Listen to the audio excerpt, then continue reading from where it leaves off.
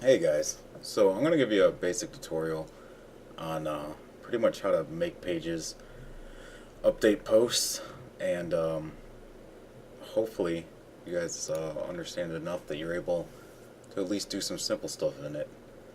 So the first thing you'd want to do is just go to the website. Um, After the website URL, you want to go to wp-login.php, like right up here. It'll bring you to a page like this. You'll enter the credentials that I'll send you in an email, and then you click on login. Once you get there, you'll actually be prompted with a page like this. It looks like your dashboard. Gives you just a general basis of activity and news, stuff like that. Activity is actually relevant to you. News is just WordPress news, so you can read them if you want. You really don't need to.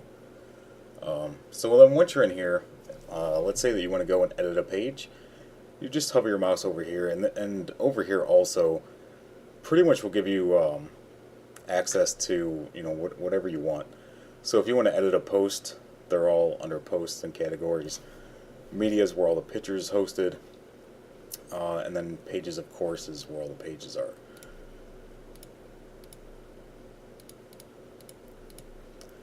Alright, so once you click on all pages, this is exactly what will come up. It will list every page in the site.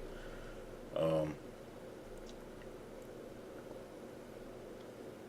let's just go to the Contact Us, for example. What you want to do is you want to click on Edit. Quick Edit just lets you really quickly edit the title, the slug, the date, who wrote it, stuff like that. You click on Edit, it will bring you to the full layout.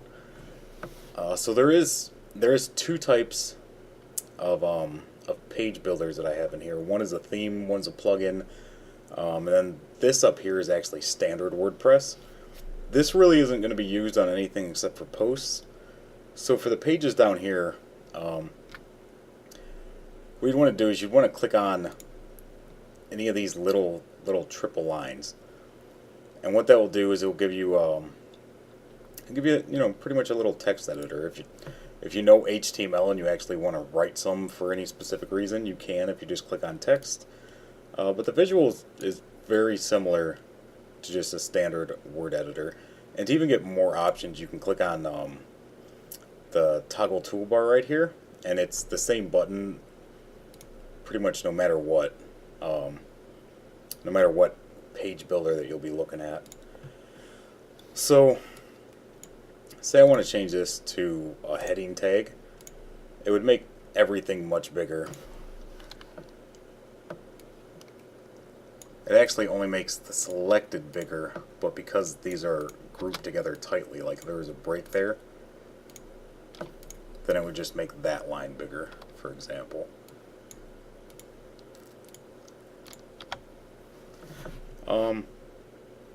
That's pretty much it. If you're going to paste something from Word, anything that isn't written in a notepad, which no one uses notepad, the best thing to do is click on paste as text, and then anything that you paste in here won't copy over, like bolds or fonts or stuff like that, and it actually could cause problems. Like if you're copying over a full Word document from Microsoft Office, it will import a lot of stuff into the HTML that actually isn't HTML supported, so it will look like it won't render right, it won't scale right in the website. So if you're just going to paste text from a document, it's always best to use paste as text. You select different text colors, underlines, bullets, all that good stuff. It's pretty simple. If you hover your mouse over stuff, you can tell, or it will tell you, pretty much what it does. Say you want to add a picture in here, you would just drag and drop a file, literally drag and drop anything into there, or you can actually, select something. So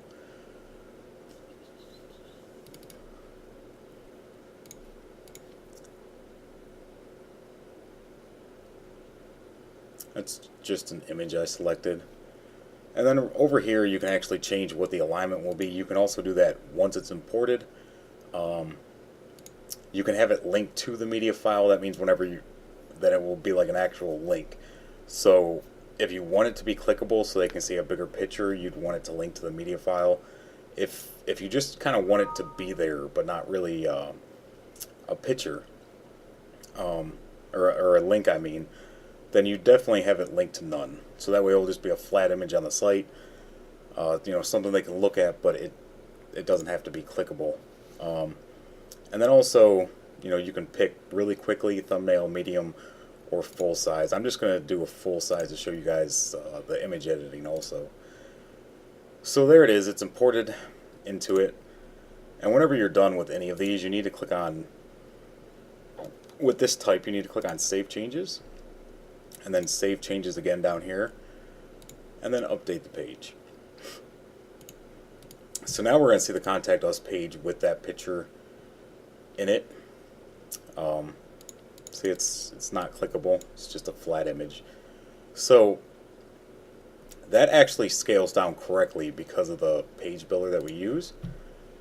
But say that you want to, kind of custom tweak it, or you want it to align to the left or to the right.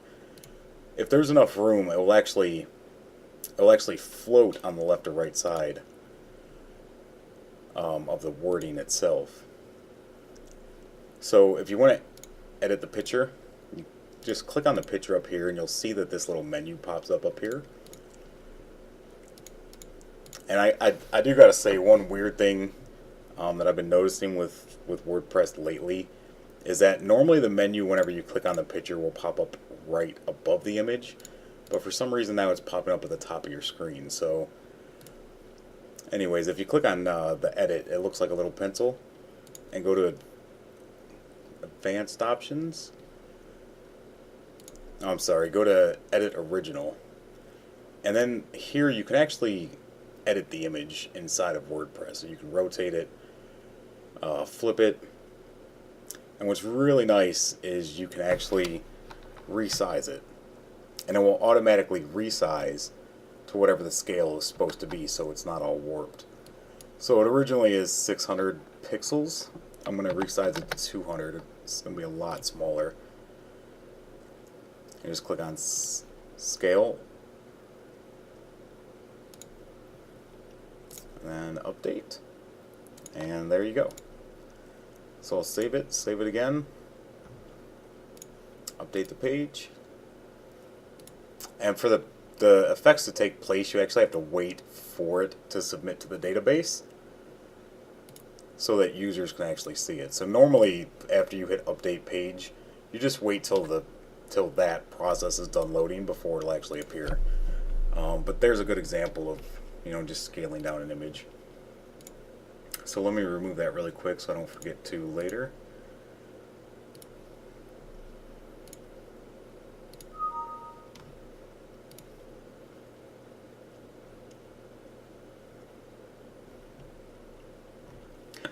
And you will notice that there is some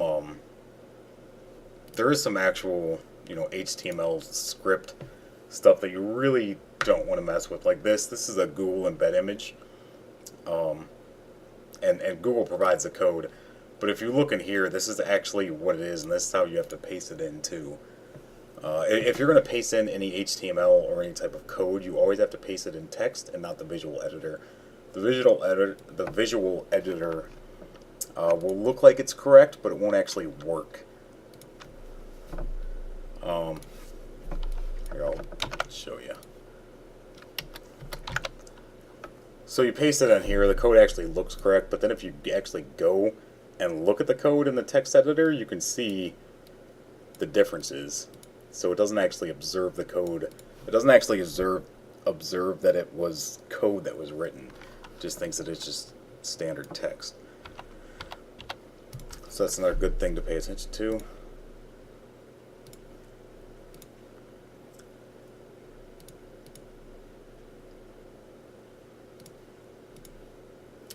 Alright, and then what I use for a lot of stuff is just the text blocks. Just because you can pretty much put anything that you want in them. But there is a lot of other modules up here. So let's say that you actually want to build a page from scratch. What you want to do is you want to insert a column, and what this column does is it observes how much of this section of the actual content area. The sidebar doesn't count as content area, but of how much of the content area you actually want to take up with the element. So for example,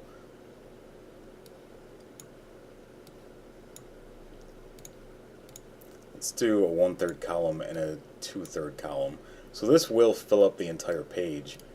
But once you have the columns laid out, then you can come in here and insert, whatever little module that you want.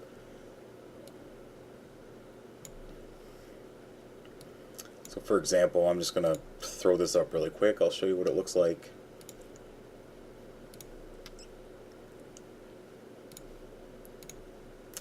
Just so you can see what I'm talking about. And then inside of here, you can actually define the image size, the alt text, the image title. You can put a little description in there, but I'm just going to put the image in there. You can feel free to experiment with whatever you want. Normally, it's just best to do it on a page that doesn't have any content if you need to just kind of learn. So then here's a module that's tabs, and it actually gives like little selectable tabs with boxes. So a tab title, make it anything.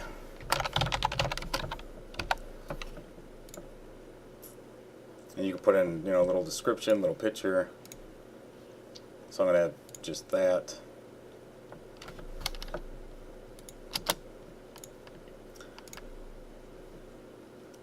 Just to kind of show you guys, what exactly to expect. Then you can add additional tabs. You can have multiples of them. Make the second tab anything too. Same with the description. I'll throw a different picture in that one. And remember, once you're done editing anything with this type of editor, you do need to double save the changes. So once you actually save the element, then you need to save the page template and then update the page. I want to wait for that little green circle to finish spinning.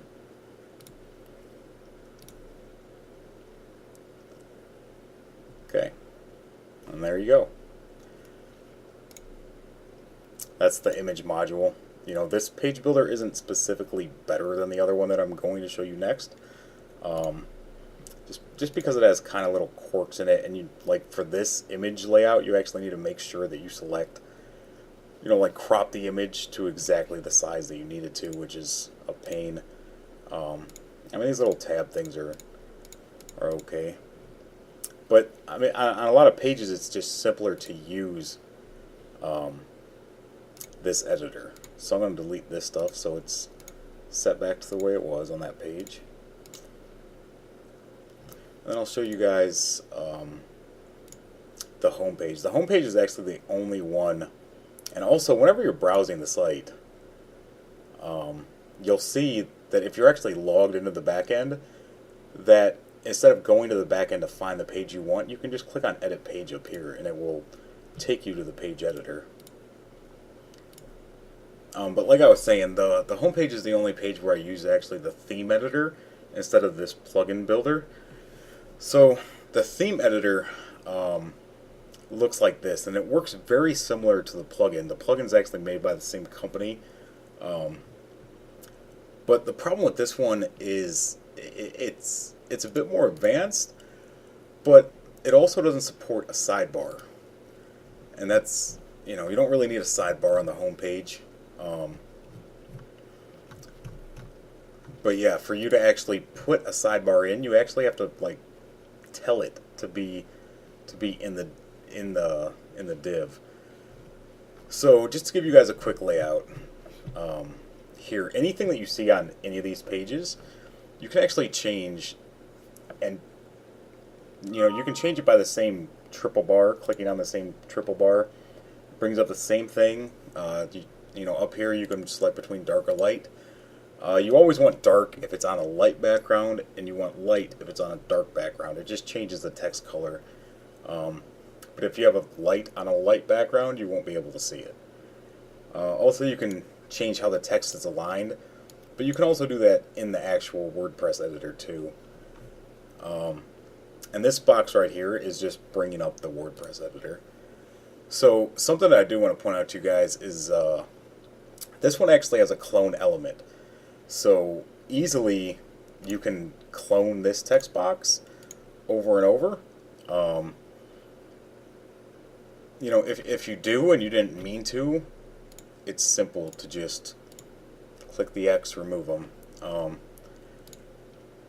And if you make a specific page, you can do this with the other one too. Up at the top, you can click on save layout. Just lay it whatever you want. Name it whatever you want.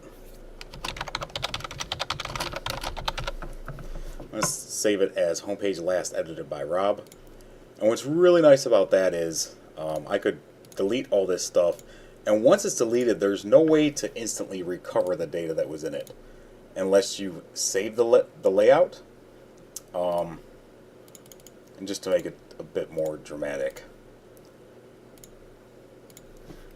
So there you go. I completely ruined the home page. You know, luckily I saved the layout before I edited it, just in case. So you just load the layout, load the one that you saved it as, and it will actually repopulate with all the data that was entered into it at the time of saving it. So that's really nice. This works independently of like updating the page and, you know, page revision, stuff like that. So if you're going to edit a page or a post, and you're worried that you might screw something up, it's always best just to save the layout. Name it something that's clear and definitive. You know, and then if something bad happens, you can just load it again. So what's a little bit nicer about stuff like this, the slider. I'm just going to show you guys this. Everything that you're going to edit in any of this type of layout, you're always going to get it by clicking the triple bars. So what's really nice about this though is you can add a new slide. You pick the heading, the button text, the button URL, where you want it, you know, that to go, background image, and everything's really just laid out. And really it even gives a description of what you're supposed to do in each section as well. So it's really nice. And like I said, as long as you're not deleting any old content before you know how to create new content, you really don't have too much to worry about to like make a new slide and just play with it a little bit and see, you know, see how it turns out. And that's pretty much how all this stuff is. The blurbs, you know, you're really gonna have to just kind of experiment like with each one. But I'm going to show you guys how to, you know, kind of build a page from scratch. So on the home page, I'm just going to add a new section down at the bottom. And you have three types of sections. You can just add a section, and then from there, it works the same way as drag and dropping the other columns. But this one, you pick, you know, which layout that you want the stuff to lay out in. Then there's a full width section, and these are very specific. So a full width header, portfolio, menu, stuff like that. And there's only 5 options for a full width, and what a full width is it's this, where it runs the entire page, it runs the entire width of the page regardless of the page constraints. Like this page is actually built at 1080p, so you can actually see that, you know, it's defined line of how wide the page actually is, but this doesn't observe that rule. So, you know, that's quickly what it means by full width, is it literally runs the entire width no matter how wide it is. And then there's specialty sections, which are already pre-built. You know, maybe you have something in mind, or you just looking at one of these, you can kind of make a page from it. And that's actually what this is up here. So, but for example, so let's just get rid of that one. So just basic, add a section, insert a column, you know, however you want the page to lay out. Just say I want a simple text box there, or you just maybe want to put some wording with a picture. You just insert a text box, and then this is what you get. It's very simple, very clear cut. That's really it. Type anything in there, click on add media, add a picture. It's very simple. The add form button, actually I'll get to after posts. So that is the basics of page editing. You're going to be using either this builder up here or the newer one that's only on the home page right now. But they're both very similar. This one has a lot more options. This one's just a bit simpler to use in general. So, really the choice is up to you what you use per page. You're not required to use either one. You can really just use whatever you want. You can also click up here and use default editor, which is just the WordPress default. And then it completely removes the other one. And you could just type in whatever you want. You can enter HTML if you actually want to manually code something, stuff like that. And then to switch back, use Page Builder.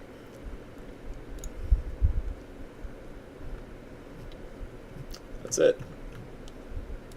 Pretty simple stuff.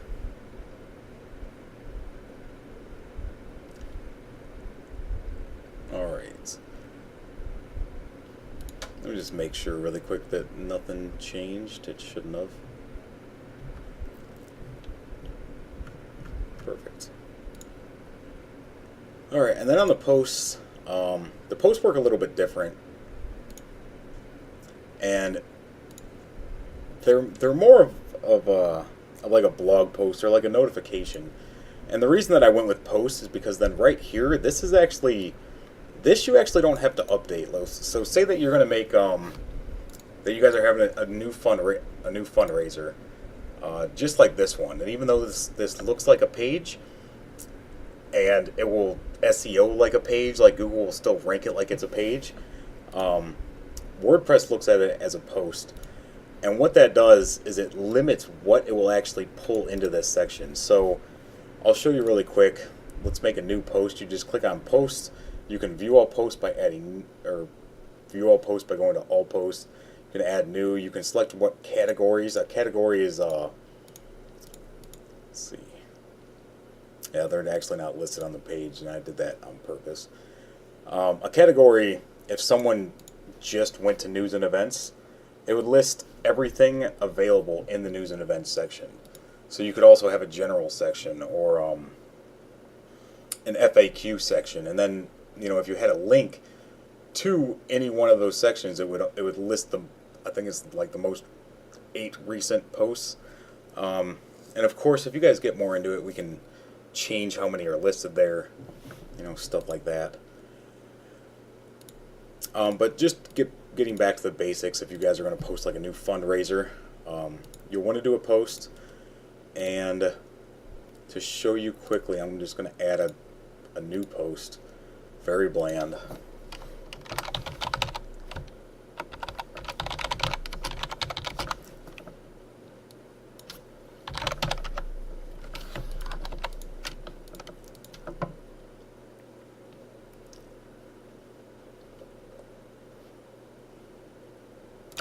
Just throw a picture in there. I'm not going to have it linked to anything. It'll be full size because it's small, and I will have it align on the right because that's just how I like posts to lay out.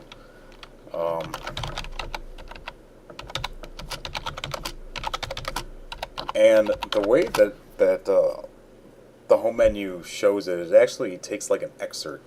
So it's only a certain amount of words per post that it will actually show, but then once they click on in the post, it will show the entire page. And it's all pretty automated if you're using posts. And like you just noticed, you can actually drag and drop pictures to change kind of where they lay out. It's not really best practices because it normally leaves like some coding remnants. It makes some things kind of weird, but for the most part, for something simple, it works without a glitch. So you'll select news and category, and that's really it. So let me just publish that post. I'll refresh the home page, and you'll actually see that it will appear right here. There you go. So now, it automatically grabs a thumbnail image of whatever image is in the post also, which is really nice. I believe that this is limited to only 5. The 5 most recent ones will be shown. So after we post anything post 3, then it would just push it down, and then this one would disappear. So it's a nice way of keeping posts around and the news area. But also you don't have to edit the homepage every time to say like, hey, we got something new. It automatically goes there.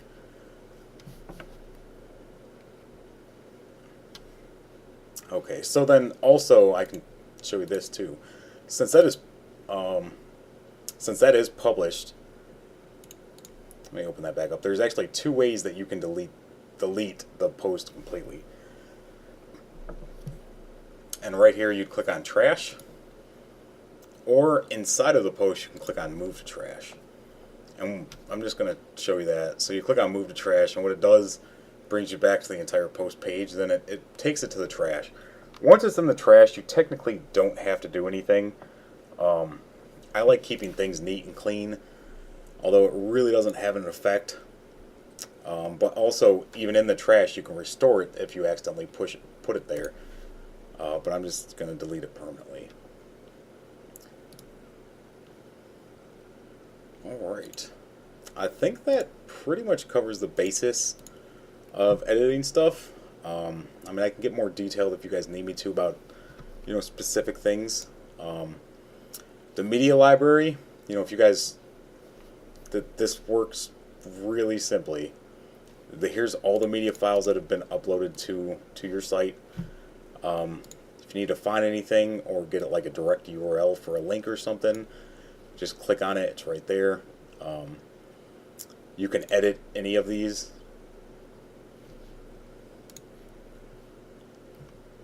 And just change the text about them. And what I mean by text is alternative text. That's more of an SEO thing. Change the slugs, stuff like that.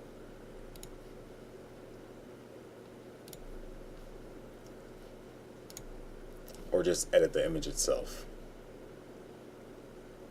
Now, whenever you're editing an image, say that you want to use the same image but 2 different sizes, it's just best to just reduce the size, or even make a copy of the image, like just copy it on the computer and upload it with the number 2 afterwards, so they don't affect each other.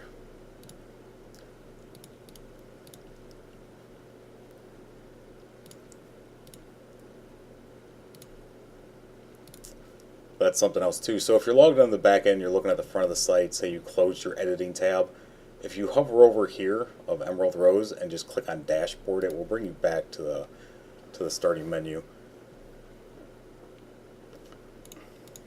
And this is also something really nice too, is the forms that I made, they're a bit more sophisticated. So it stores all the users' data that have submitted to it in the database. Of course, there is none. There actually might be one for my test. No.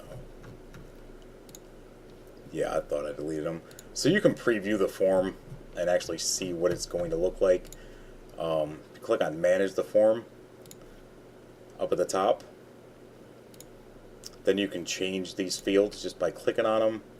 Change what they're named, if they're required or not, drag and drop a new area, and then you'll have text boxes. You can add different values, things like that. It's really pretty simple there. But what's really nice is that you can actually track everyone that submitted the data. So if someone fills out the direct donation form, say that you lost the email that it sent you or accidentally deleted it, I mean, it's gone forever, you can always come back to the website and actually see specifically everything that they submitted to you, and you don't have to do this every time.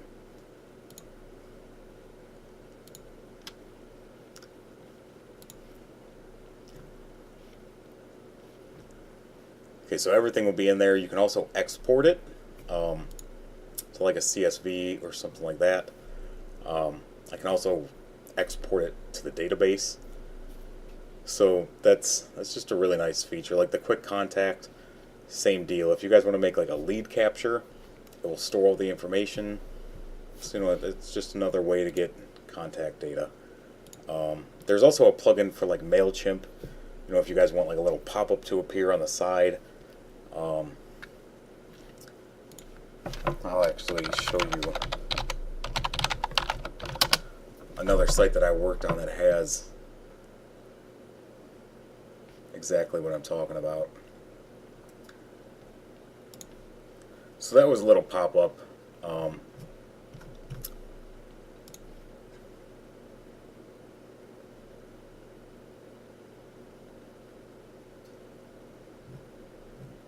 But if you actually scroll down on the page, once it hits a certain amount of scroll, this will pop up. So it's not as annoying or as intrusive. Like really, you could literally browse the site without it really affecting you.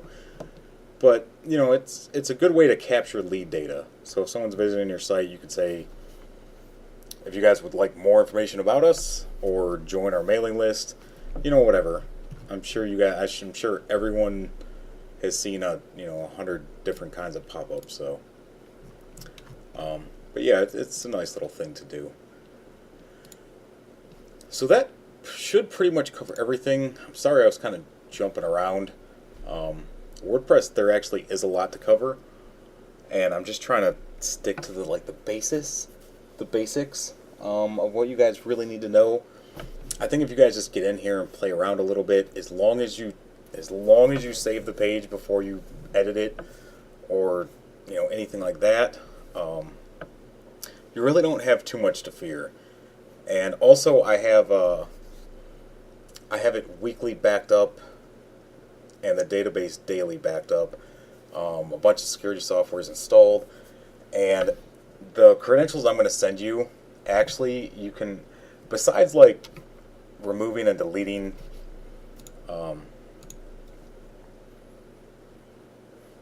post data itself, what the site actually says on it, you can't actually break the site, and that's the reason that I'm giving you guys a limited permissions. So, for example, my back end looks a little bit different than your guys's. Here's your guys's. It's nice and simple. WordPress, of course, notice that I logged out, so it's going to kick me out. But there's a lot less options over here, so there's not really too much you guys have to worry about or really mess with. So this back end actually covers everything. I can edit the themes, I can change the CSS, and what I mean by CSS is cascading style sheets.